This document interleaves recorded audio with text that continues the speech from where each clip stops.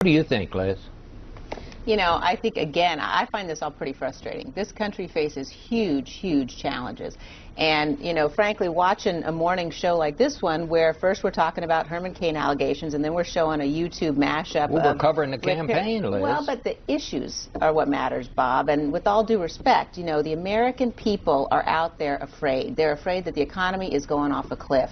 They're afraid that this president wants higher taxes and more spending and bigger government. And in the midst of all of that, I think that that's what we ought to be talking about. You know, last night in Texas, you had Herman Cain and Newt Gingrich have a very substantive exchange about the issues, and a very cordial exchange, but one that focused on how important it is to deal with the entitlement crisis, how important it is to create an environment where the private sector is actually going to be willing to invest again, how important it is to look at what's happening in Iraq. You know, Barack Obama likes to talk about what he inherited. He inherited a victory in Iraq. He inherited a AAA bond rating.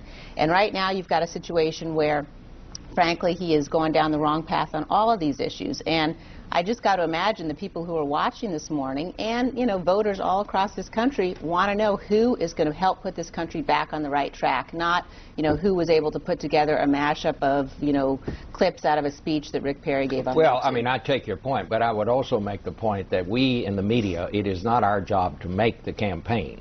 That is up to the candidates. The candidates determine what the campaign is going to be out. But you guys choose what you're going to cover, and Bob. We show up and cover what's there. Right. So we can talk about this all right, for a long time. we'll talk about it later on. We have for a long time.